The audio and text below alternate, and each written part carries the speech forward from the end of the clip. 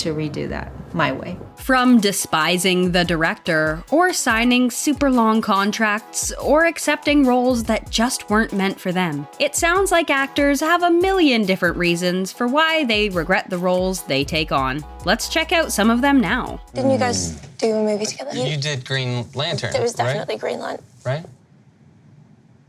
Number 1.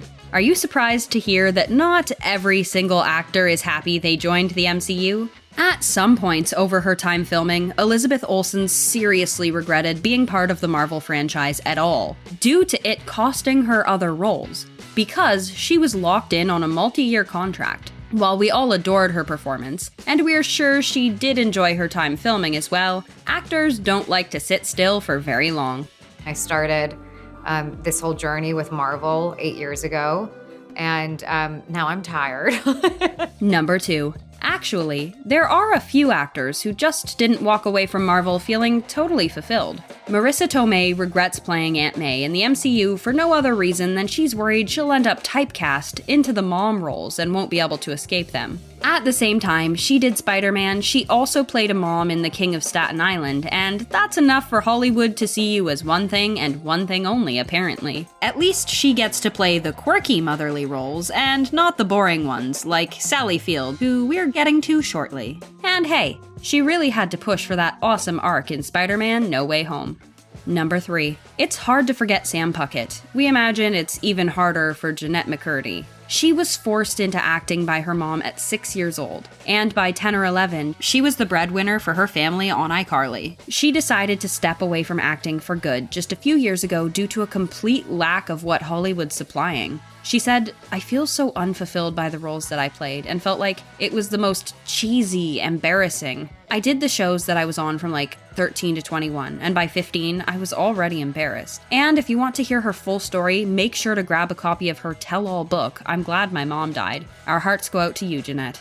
So it's very important to walk away in no uncertain terms at that time. Number 4. Do you think she was told before her audition the details of the character she was portraying? The character Emma Stone played in Aloha was based on a real-life person who is quarter Hawaiian and quarter Chinese. They'd initially defended the choice by saying that the character Crow based her on didn't immediately look like her background. However, that's not a good enough excuse to stand on, and Emma's become the butt of jokes over it.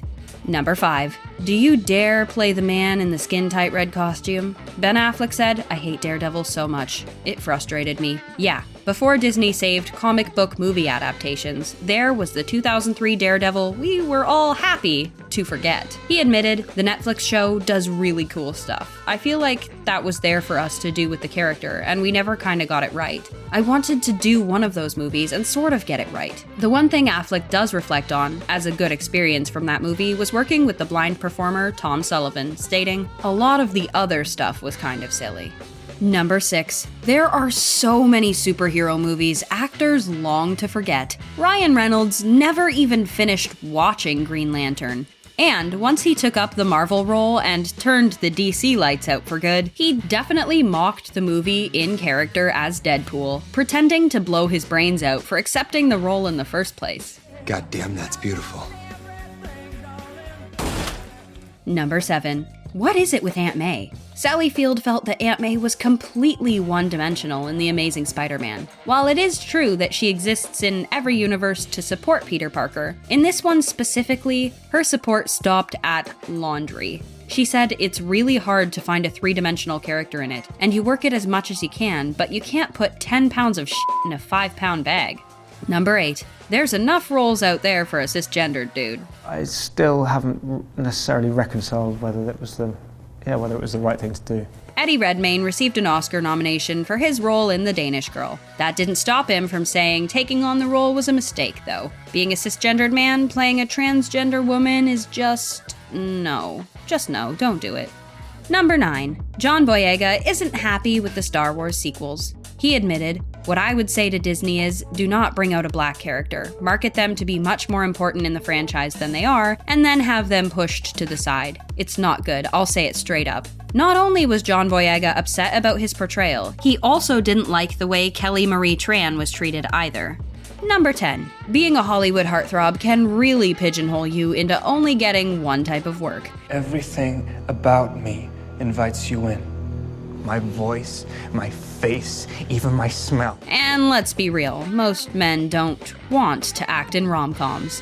They want to be in superhero movies, unless they're the other superheroes on this list. Robert Pattinson shamelessly admitted had he not been in Twilight, he would have mindlessly hated it. The only props this actor took from set were the underwear, because dang were they comfy. Now that's one way to show your complete disinterest in a franchise. Number 11. It's no secret that Shailene was disappointed by the show's trajectory. Shailene Woodley loved the first 3 episodes of Secret Life of the American Teenager when she'd read the scripts. She thought they were absolutely progressive and reflected the real-life experiences of people she'd known in high school. So she took on the role. Unfortunately, the evolution of the show did not stay in line with the 3 episodes she'd read. As the show continued to swing more conservative in nature over its 5 seasons, the characters began shaming others for premarital intercourse, and she was just not a fan.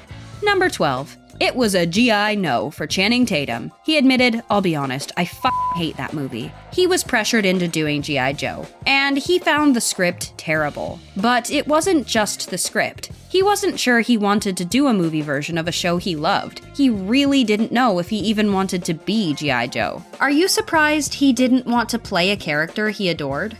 Number 13. Most actors do not go and accept their own Golden Raspberry Awards. Most. They usually have some sort of, pride or shame. One of those. But Halle Barry has neither in this case. She felt the product she'd made was garbage, and so wasn't afraid to show her face and accept her award for Catwoman, saying, "Thank you so much. I never in my life thought I would be up here." Number 14. This role was transformational for the actor's spine. What wasn't to hate about Transformers for her? Megan Fox and director Michael Bay just did not get along. She didn't like the way she was being treated, so young and like a piece of eye candy. And speaking of candy, I cut my hand because they didn't replace the glass in the truck with candy glass. She slipped a disc too. That was pretty brutal. My back is never the same. It will never be okay ever again. Number 15. Women want to play the fun roles too. Katherine Heigl thought Knocked Up was a little sexist because it paints the women as shrews, as humorless and uptight, and it paints the men as lovable, goofy, fun-loving guys. She'd much rather be in a movie that defies any of those stereotypes. Thank you. There's no winning in Hollywood. Actors are just going to complain about anything and everything. Their superhero costumes are too tight, their series is too successful, and too many girls are fawning over them. Well, we won't even get into the movie Cats. Do you find typecasting has gone too far in Hollywood? Let us know in the comments, and if you like hanging out with us, subscribe to The Things. No, we're serious when we say we probably could have found 15 actors who regretted being in the movie Cats.